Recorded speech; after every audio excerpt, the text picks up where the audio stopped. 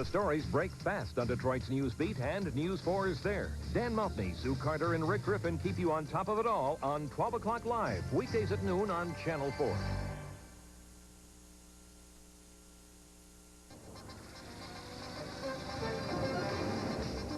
News 4 tonight with Mort, Crim, and Carmen, Harlan, Ryan Teglin in Weather Watch, and the News 4 team. He seemed to become a man of reason when his forces stopped attacking the American fleet. But the fleet has moved away tonight, and once again, Gaddafi talks of terror. Hello, everybody. Libyan leader Muammar Gaddafi is tonight calling for a worldwide attack against American embassies and businesses, ending a week that saw his forces take on the American Sixth Fleet and suffer. Gaddafi claimed a victory and stirred up many of his people to a fever pitch.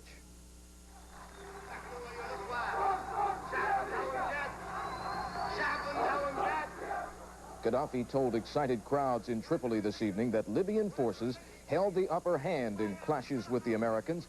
He says 3 American planes were shot down and 6 pilots killed. He said Libyan missile bases were not hit at all. He spoke as the Sixth Fleet was steaming out into the Mediterranean away from the Gulf of Sidra, where 2 days of clashes took place this week. The fleet is still on alert. It has to be. Gaddafi urged Arabs worldwide to attack all American embassies. In a frenzy, his supporters painted the name Reagan on a cow, killed it on the street, and splashed its blood all over themselves.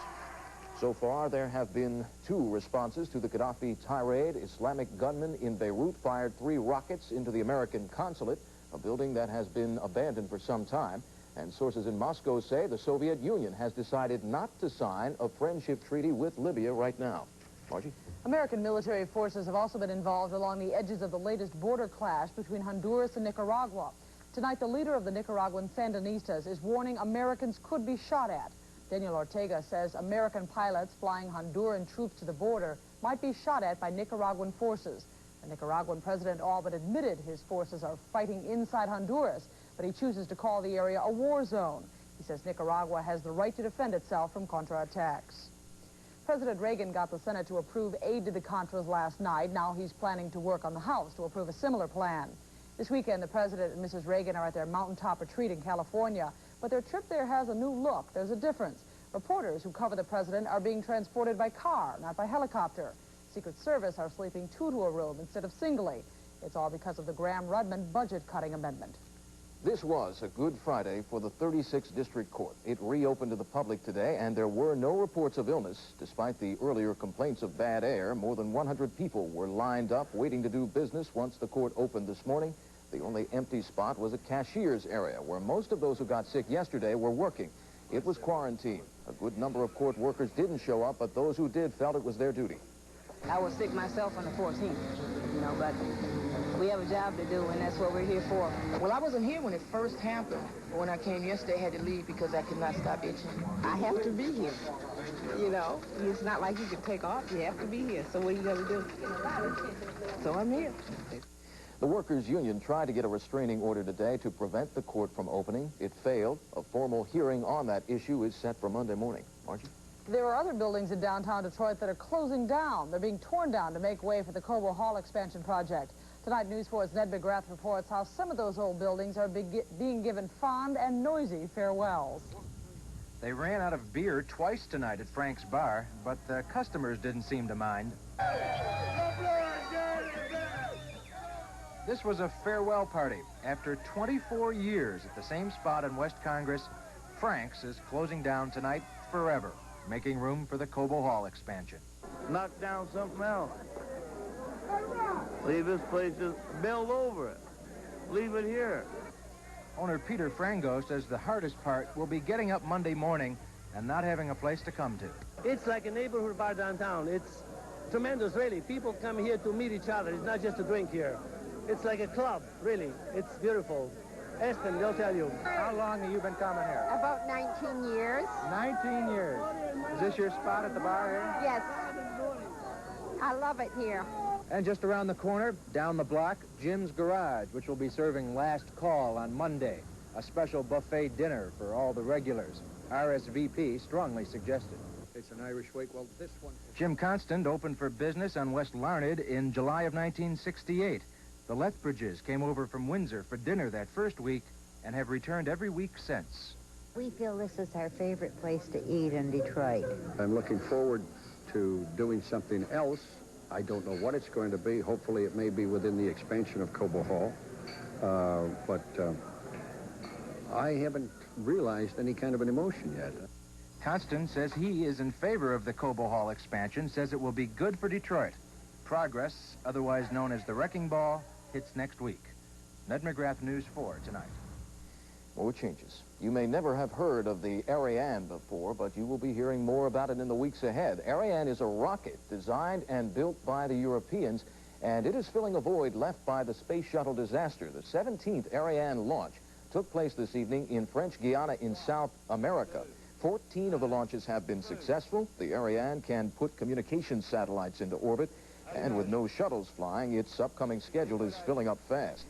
Airports and jetliners across the country have been filling up all day today. The Easter weekend travel rush is in full swing.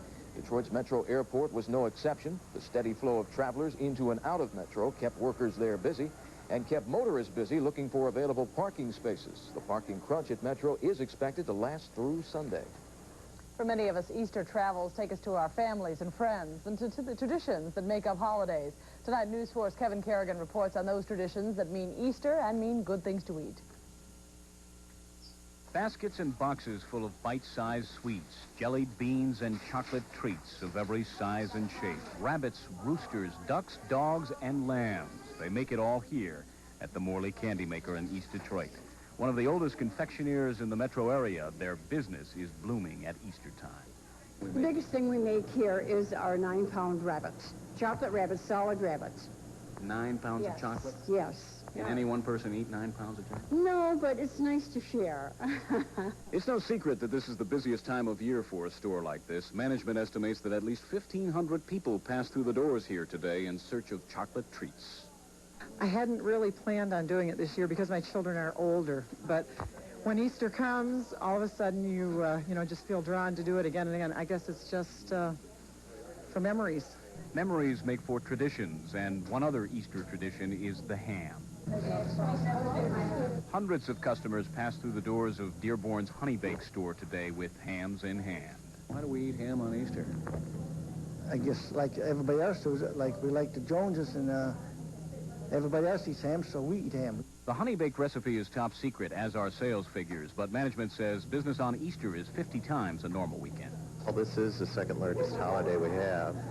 I normally work at the corporate office and, come out to the stores to help out during the holidays.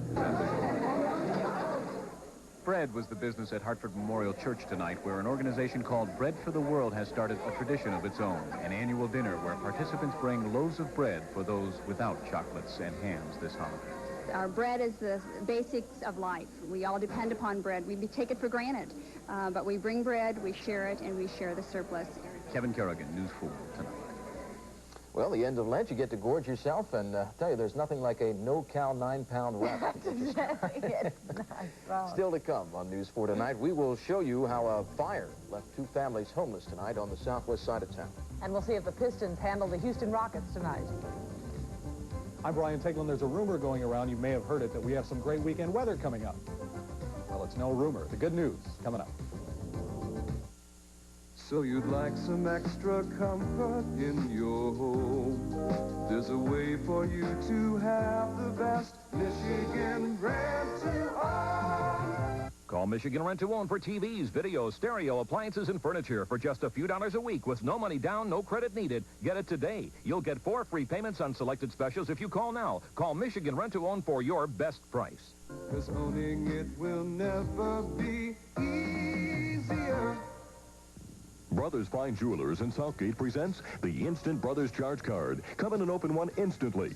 Get this quarter-carat diamond marquee engagement ring for $0 down and only $20 per month. Or this 1-carat diamond solitaire ring for $0 down and only $60 per month. Or get a 14-carat gold rope chain for $0 down and only $20 per month.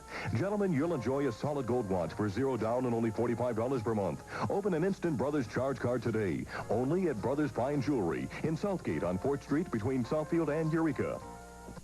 Waterbed Gallery's $1 million waterbed liquidation sale is back. Since we closed the doors, we've contacted and bought from virtually every large waterbed manufacturer. Hundreds and hundreds of scratched, nicked, dented, discontinued, in-the-box, out-of-the-box demos, dressers, chests, nightstands, headboards, and drawers. Frames as low as $44. Mattress packages from $59. Bedroom suites from $300. With prices so unbelievable, it's just marvelous. Stop what you're doing and come immediately for the best and largest selection before it's too late. Remember, same special location, Telegraph Road and I-96 Freeway next to Nitros. Hurry. It's time to accelerate into spring with sexy imports from the Broadway. Marzotto, Mark Buchanan, Janelli, Ballet, Taurus, John Knight, Shagan, Pam Caldy, Rodin, Raphael, Genera, Fila, Adidas, Julian. So accelerate your image at the Broadway, downtown Detroit. All along Broadway. Help Junior Achievement show young people the wonderful opportunities that exist in the world of business. Junior Achievement. Show a kid how America works. An armored van driver is under arrest in a hospital bed tonight. He and 2 other men were charged today with robbing an armored van earlier in this week. The men were arrested after FBI agents recovered $200,000 in cash and $10,000 in food stamps. The driver, O'Neill Johnson, was shot in the leg during the heist and taken to the hospital. The FBI says the shooting was staged. If convicted, the men could serve up to 10 years in prison. There's a new killer in this country. It's an ultra-strong form of heroin called black tar, and drug agents say it's turned up here in Detroit.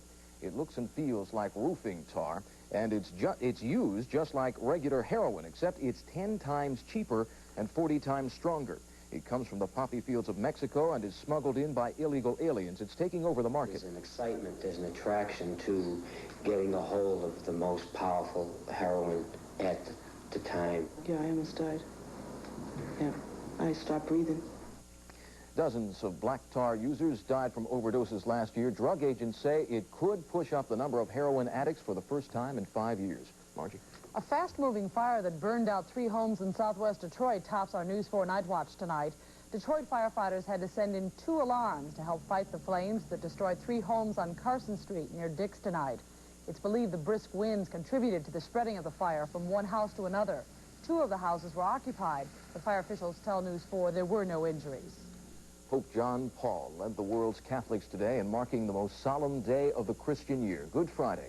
Thousands of Catholics attended ceremonies in Rome to remember the day that Jesus died on the cross. The Pope held a torchlight service near the ruins of the ancient Colosseum to retrace Jesus' steps to the crucifixion. He carried a wooden cross. The Pope began Good Friday services by hearing confession. Here in